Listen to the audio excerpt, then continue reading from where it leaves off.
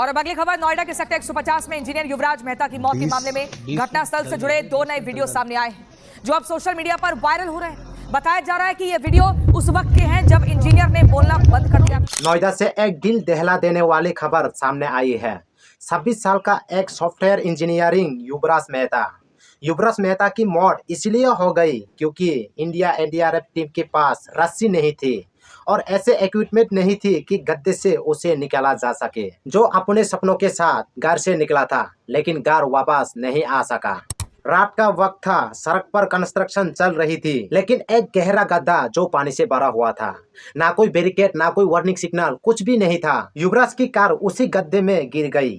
Postmortem report के मुताबिक उसकी लंग्स में पानी भरा मिला, मतलब ड्रॉइंग हुई और उसकी बाद कार्डियक अरेस्ट। और सबसे ज्यादा दर्दनाक बात क्या है, रिपोर्ट कहती है कि एक्सीडेंट के बाद युवराज जिंदा था।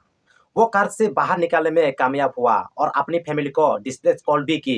सोचिए वो मदद के लिए कितना चिल्लाता रहा होगा, लेकिन रेस्क्यू टाइम पर नहीं आया। ना तुरंत इमरजेंसी रिस्पांस, ना पुलिस, ना मेडिकल हेल्प, कुछ भी टाइम पर नहीं आया और इसी डिले ने एक जिंदगी छीन लिया। सवाल का जवाब आज नोएडा और ग्रेटर नोएडा सहित पूरे देश की जनता जानना चाहती है, क्योंकि नोएडा अथॉरिटी के इसी सड़े हुए सिस्टम ने इंजीनियर युवराज की जान ले ली। नमस्कार, मैं राहुल। सरकार के पास क्या नहीं है?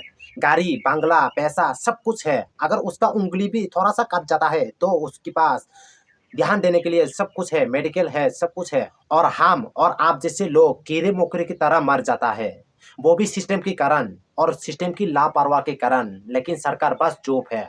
सिस्टम के पास क्या नहीं है? उसके पास पावर है, पैसा है, सब कुछ है। लेकिन युवराज मेहता, जब उन्होंने कार लिया होगा तो टूल टैक्स दिया होगा, रोड टैक्स दिया होगा और रूट पे चलने की तमाम टैक्सेस भरा हुआ होगा। 28% जीएसटी भी दी होगी और सरकार को सारे टैक्सेस भी दिया होगा। लेकिन बदले में सरकार ने उसे क्या दिया? एक ऐसा मोड़ जहाँ कुछ भी दिखाई नहीं दे रहा और उसकी गाड़ी दीवार से टकराई और एक गड्ढे में जाके गिरी जिसमें पानी भरा हुआ था। लेकिन यहाँ पे मैं आप लोगों को एक सच्चाई बताता हूँ, सुनिए ध्यान से बात। गड्ढे पे गिरने के बाद वो मुश्किल से गाड़ी से निकला। गाड़ी के छत पर निकल के उसने अपने पिता को फोन किया, पुलिस को फोन किया और उसे ये उम्मीद रही होगी कि कोई उसकी जान बचा लेगा। उसकी पिता वहां पे पहुंचे, पुलिस पहुंचे, लेकिन सब खड़े होकर तमाशा देख रही थी क्योंकि पिता भी असहाय थी, रस्सी भी नहीं मिल रही थी।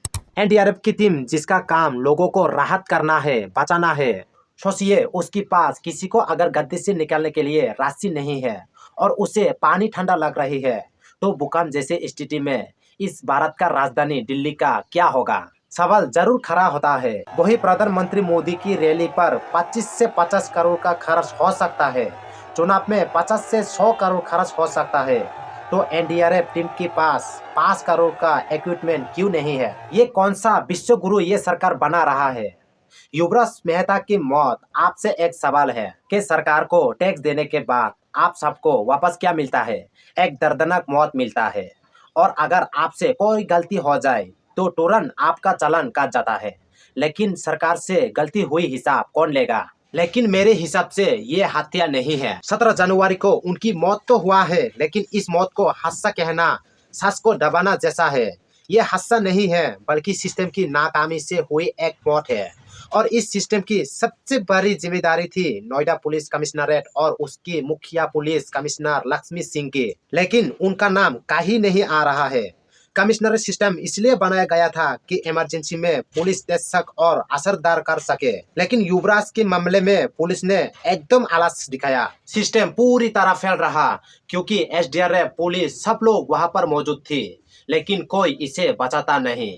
और कुछ टाइम के बाद युवराज की मौत वहां पर हो जाती है। इसी समय वहां पर एक डिलीवरी बॉय था, मनिंदर सिंह, जो युवराज को बचाने की कोशिश करता है पानी में कूदकर, लेकिन अफसोस उसे युवराज नहीं मिल पाता। और इस घटना के बाद मनिंदर सिंह ने इंटरव्यू में कहा, मौके पे पुलिस भी थी, एसडीआरएफ भी थी और अग्नि विभाग वाले भी थे, फायर ब्रिगेड वाले भी थे, किसी ने उसकी मदद नहीं करी। बोल रहे थे ठंडा पानी है, हम नहीं जाएंगे अंदर, इसमें सरिया है, अंदर हम नहीं जाएंगे। ऐसे ही मैंने पहले भी वीडियो में बता चुका हूँ कि इंटरनेट पर उसका चर्चा बहुत हुआ, वायरल हुआ। उसकी बाद यहाँ पर मोनिदर ने फिर से नया कहानी बताती है एक वीडियो के जरिए। 15 मिनटों के अंदर अंदर वहाँ पे पुलिस पहुंच गई। कुछ लोग मौजूद थे, उन्होंने पुलिस को कॉल की। 15 मिनट के अंदर पुलिस पहुंचने के बाद कुछ देर बाद ही SDRF, NDRF, फायर ब्रिगेड सब ही समय पर पहुंच चुके थे। उन्होंने पूरी मशक्कत के बाद लगभग कुछ समय बाद ही उसे बहुत जल्दी रेस्क्यू कर लिया था लड़के। आखिर आप यहाँ पर सोच रही है कि सच क्या है?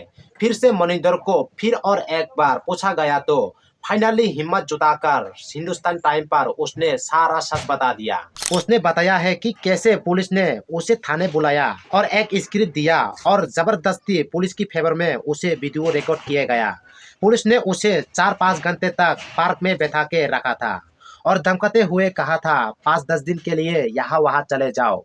केस तो कुछ दिन रहेगा, चर्चा भी कुछ दिन चलेगा, मीडिया से भी खत्म हो जाएगा, लेकिन तुम तो हमेशा यहाँ पर रहेगा। सोच कर देखिए आप लोग, सिस्टम फेलियर के कारण लोग यहाँ पर मर रहा है और सरकार जो सच बता रहा है उसे मारने के लिए धमकी दे रही है पुलिस। और अगर युवराज ने 112 पर कॉल की गई, पुलिस मौके पर पहुंची, पिता चिल्लाता रहा, बेटा कार की छत पर बैठकर जान बचाने की कोशिश करता रहा, फिर भी उसे बचाया नहीं जा सका, तो ये साफ है कि पुलिस कमिश्नर सिर्फ एक नाम का रह गया। और सबसे बड़ा सवाल सीधे लक्ष्मी सिंह से है कि जब आपकी कॉमन में नोएडा पुलिस है तो मौके पर मौजूद टीम के पास बेसिक रेस्क्यू मैन क्यों नहीं है?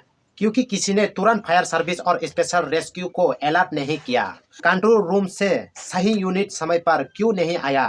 मौके पर कॉमन किस ऑफिसर के हाथ में थी और उसने फैसला लेने में इतनी देरी क्यों कर दी के सामने मदद के लिए चिल्लाता हुआ एक लड़का मर गया। ये रस्सी या रस्सी ना होने का मामला नहीं है, ये मामला है कमिश्नर के सही डायरेक्शन का। और अगर पुलिस कमिश्नर रहते हुए जमीनी स्टोर पर फर्स्ट रिस्पांस क्यों नहीं है? यानी आप एक कमिश्नर होने के नाते काम नहीं कर रही है, पानी में रेस्क्यू की ट्रेनिंग नहीं है और इमरजेंसी में अक्सर परेशान है, उन्हें पता ही नहीं है कि क्या करना है, तो कमिश्नरेट सिस्टम पूरी तरह फेल है। युवराज की मौत ये साबित करता है कि नोएडा पुलिस का इमरजेंसी रिस्पांस सिर्फ कागजों पर और प्रेस कॉन्फ्रेंस तक ही है। अगर इसे प्रैक्टिकली वर्क में उतरना हो तो ना जाने कितने युवराज जैसे चले जाएंगे। यहाँ पर सिर्फ एक सिपाही इंस्पेक्टर का गलती नहीं है, ये ऊपर तक फैली हुई जवाबदेही है और सीधी जिम्मेदारी पुलिस कमिश्नर लक्ष्मी सिंह पर आती है। आप संवेदना व्यक्त कर दीजिए, लिपापोती कर दीजिए, उससे काम नहीं चलेगा। क्योंकि अगर पुलिस कमिश्नर के रहते हुए एक नौजवान खुलेआम मदद मांगते हुए मर जा रहा है तो सिर्फ मौत नहीं है, ये पूरी सिस्टम का एक करारा तमाशा है और पुलिस कमिश्नर पर विफलता है। लेकिन क्या आप लोगों को पता है, नोएडा में ऊपर से नीचे तक पूरी बीजेपी का कंट्रोल है और नोएडा की डीएम मेडर रूपम है, ये वही ज्ञानेश कुमार की बेटी है जो माताओं बहनों की CCTV फुटेज साझा करता है। क्या हमने कुछ दिन पहले देखा कि कई मतदाताओं की फोटो उनकी अनुमति के बिना मीडिया के समक्ष रखी गई, उनके ऊपर आरोप लगाए गए, उनका इस्तेमाल किया गया। क्या अपनी माताओं, बहुओं, बेटियों सहित किसी भी मतदाता की CCTV वीडियो चुनाव आयोग को साझा करनी चाहिए क्या? आप सोचो, हमारी देश अंदर से धीरे धीरे खोखला बनता जा रहा है। युवराज मेहता की मौत सिर्फ मौत नहीं है, दिल्ली सरकार, यूपी सरकार और NDRF की टीम पर एक करारा सवाल है कि इस टीम का होने का मतलब क्या है, जो इस सिस्टम की लापरवाही के कारण लोगों की मौतें हो रही है। और इस घटना के बाद पब्लिक गुस्से में आ गई, लेकिन मीडिया ने एक भी सवाल नहीं उठाई। और असली सवाल यह है कि अगर रोड पर सेफ्टी होता, अगर बैरिकेडिंग होता, अगर वार्निंग बोर्ड होता और अगर रेस्क्यू सिस्टम एक्टिव होता तो आज युवराज जिंदा होता। यह सिर्फ एक एक्सीडेंट नहीं था, यह था एडमिनिस्ट्रेटिव नेग्लिजेंस और यह था सिस्टम फेलियर, सिस्टम की लापरवाही। सवाल उठाना बहुत जरूरी है क्योंकि अगला नाम किसी और भी ऐसा हो सकता है। नमस्कार।